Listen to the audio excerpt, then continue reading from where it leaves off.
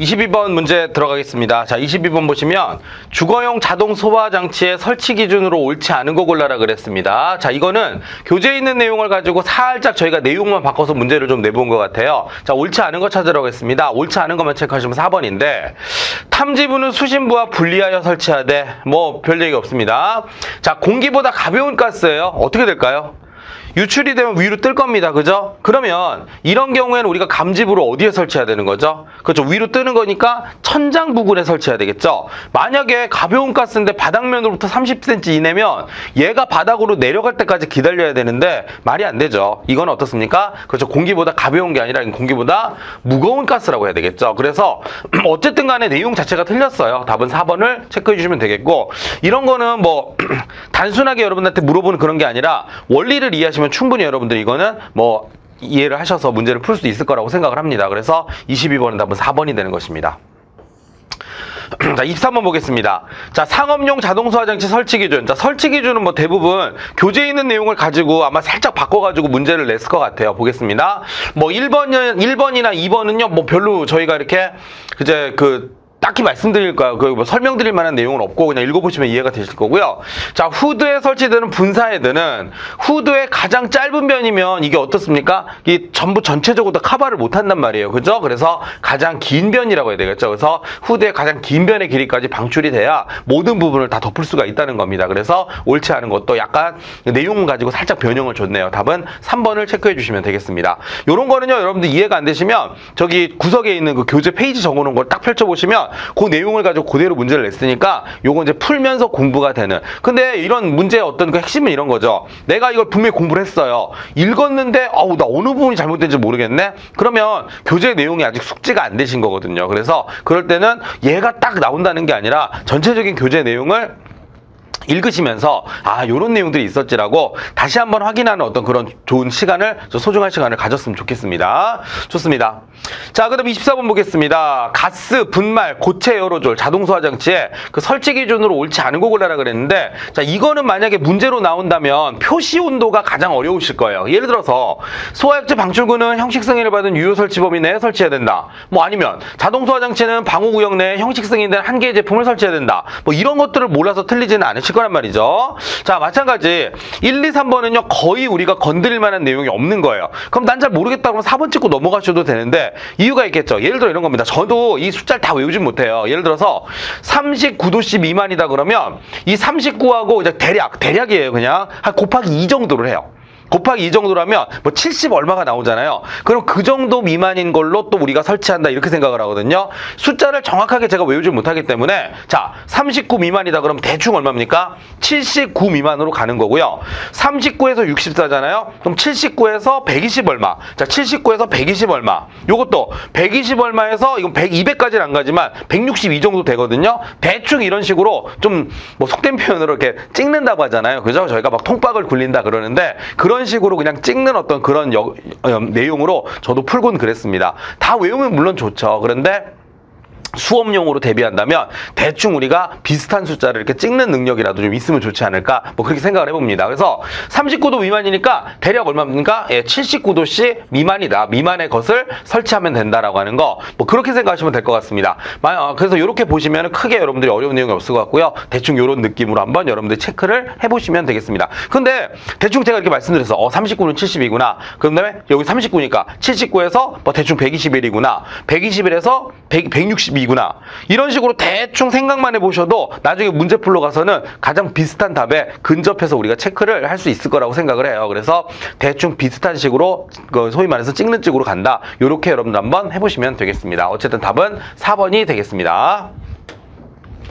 자, 25번 보겠습니다. 자, 이제부터는 옥내소화전인데요. 옥내소화전 내용 한번 가보겠습니다. 단순함계예요. 자, 분당 130리터 이상입니다. 답은 2번이에요. 그래서 이제 옥내소화전의 방수량은 분당 130리터고 우리가 바로 아마 다음 문제에서 나올 것 같은데 규정 방수압력이 있거든요. 자, 130리터라면 규정 방수압력은 0.17메가파스칼 이상이에요. 그래서 요거는 그냥 여러분들 기본적으로 옥내소화전의 어떤 특징으로서 같이 여러분들이 묶어서 외워주시면 좋을 것 같습니다. 옥내소화전이 됐건 옥외소화전이 됐건 규정 방수압력이나 규정 방수량은 여러분들이 외우고 있으신 게 좋을 것 같습니다. 그래서 어쨌든 답은 2번이 되는 것이고요. 자, 그 다음에 26번인데 이것도 마찬가지. 제가 방금 전에 말씀드린 방수압에 관한 내용인데 그냥 여러분들 이거 찾으시면 돼요. 0.17에서 0.7메가파스칼까지인데 답은 3번이다. 어떻습니까? 느낌이 1707 뭐 이런 느낌이잖아요. 77 요걸 주목하셔서 0.17에서 0.7메가파스칼까지구나. 이렇게 체크하시면 어려움이 없을 것 같습니다. 자, 그 다음에 27번 보겠습니다. 옥내 소화전 설비 설치 기준으로 옳지 않은 거 골라라 그랬습니다. 자, 옳지 않은 것만 체크해 보는데 여러분 이게 있어요. 바닥으로부터 높이가 1.5m 이하죠. 그럼 약간 높아도 된다는 얘기거든요. 자, 요렇게 매치를 시키시면 좋아요. 만약에 여러분들 65mm짜리를 쓰잖아요. 65mm짜리를 쓸 때는 항상 얘 높이가 얼마냐면 무겁기 때문에 0.5에서 1m 사이에 설치하고요. 만약에 얘가 40mm짜리를 쓰잖아요. 이게 이제 옥내 소화전인데 이건 좀 높아도 돼요. 그래서 이거는 1.5m 이하에다가 설치한다. 그러니까 무거운 건 낮게, 가벼운 건 좀 높게 설치해도 된다. 요렇게 기억하시면 되겠고 1.5m 이하에 설치하는 건 40mm랑 또 뭐가 있죠? 소화기가 있잖아요. 소화기. 요렇게 묶어서 여러분들이 외워보시면 어려움이 별로 없을 거라는 생각이 듭니다. 그래서 만약에 65mm가 맞다면 이게 틀렸을 거고 이게 맞다면 얘가 틀렸을 거 아니에요. 근데 실제로 우리 옥내 소화전 방수구는 바닥으로부터 1.5m 이하에 설치하는 게 맞거든요. 그러면 호스 구경은 얼마가 돼야 됩니까? 40mm. 실제로 65mm짜리는 소방관들이 주로 쓰는 거기 때문에 옥외 소화전이라든가 뭐 이런 것들에 쓰는 거고 우리 일반인들이 쓰기에는 40mm 정도가 딱 좋습니다. 그래서 40mm 이상의 것으로 해야 된다는 거 여러분들이 체크를 해주면 되겠습니다. 답은 4번 체크해 주시면 되겠네요. 27번의 답은 4번입니다. 자, 28번 보겠습니다. 자, 옥내 소화전 기동용 수압 개폐 장치를 설치하여 소화전의 개폐 밸브 개방 시에 배관 내 압력 저하에 의해서 이 압력 스위치가 작동함으로써 펌프를 기동하는 방식이다 그랬는데 자, 이런 거죠. 소화전 개폐 밸브 개방하면 압력 저하가 생기죠. 그럼 뭐 한대요? 펌프를 기동한다 그랬잖아요. 그럼 펌프가 뭐 합니까? 압력을 줘서 물을 이렇게 밀어 올릴 거 아니에요. 펌프를 이용한 그런 장치구나라고 해서 이거 우리가 펌프 방식이다 이렇게 얘기를 하는 것입니다. 그래서 28번은 이게 아마 우리 교재에 있는 내용을 그대로 쓴 건데 그냥 별다른 얘기가 없어요. 그냥 압력 저하가 일어나서 압력 스위치가 작동함으로써까지는 그냥 별 얘기가 없는 거예요. 그래서 펌프를 기동하는 방식이기 때문에 얘는 뭐죠? 펌프 방식이 되는 것입니다. 그 내용 자체가 쉬워요. 펌프를 기동시키니까 펌프 방식인 거죠. 그래서 28번의 답은 1번 체크해 주시면 되겠습니다. 자, 29번 보겠습니다. 자, 여기서는 키워드가 뭘까요? 최고층이죠, 최고층. 그래서, 이겁니다. 얻을 수 있는 높이에다가 수조를 설치한다 그랬어요. 높이에 수조를 설치하는 거. 일반 건물에는 주로 사용을 좀 못합니다. 이게 좀 단점이 많아요. 그래서 높은 곳에 설치하면, 이렇게 낙차압력을 이용해서 좀 우리가 신뢰성이 높다는 장점은 있는데, 틀면 물이 나온다는 그 믿음은 있어요. 그런데 이게 설치할 때 비용도 많이 들고 좀 잘 안 씁니다. 그러니까 약간 옥상 수조라고 해서 보조 수조 역할을 우리가 사용하긴 하는데요. 일반적으로 쓰는 방식은 아닙니다. 근데 어쨌든 여러분들 높은 곳에다가 설치한다 그래서 높을 곳자를 쓰죠. 뭐라고 하죠? 그렇습니다. 이거를 우리가 고가수조 방식이다 이렇게 얘기를 합니다. 그래서 29번의 답은 2번을 체크해 주시면 되겠습니다. 고가수조 방식이죠.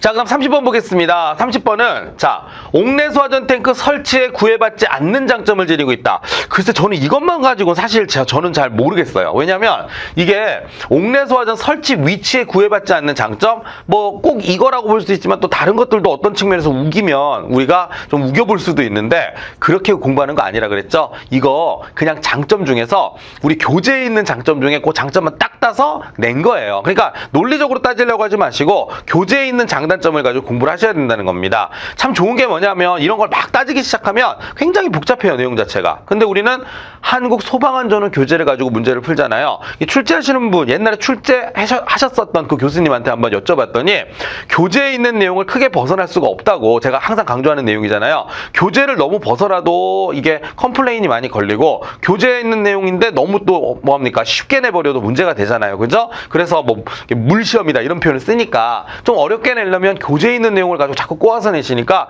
교재를 얼마나 우리가 숙지하고 있는지가 당락에 그 어떤 좌우를 한다 이렇게 생각하시면 되겠습니다. 그러니까 얘는 이런 거죠. 그 교재에 보면은 이 그 뭡니까? 압력 수조 방식을 써서 이제 압축된 공기를 사용하는 게 이 탱크의 설치 위치에 구애받지 않는 장점이 있다는 게 교재에 나와 있으니까 그냥 우리는 교재에 있는 내용을 가지고 뭐 합니까? 압력 수조 방식이다라고 하는데 제가 생각하기에는 이건 그냥 여러분들한테 공부했나 안 했나 확인한 차원에서 이렇게 낸 거지 실제 본 시험에서는 이거보다 좀 더 자료를 많이 줄 거예요. 이러이러한 방식에 여기 나온 것처럼 뭐 압력 수조에 물을 압입하고 압축된 공기를 충전하여 송수하는 방식으로 이런 장점이 있는 것은 무엇이냐 이렇게 물어보는 게 맞죠.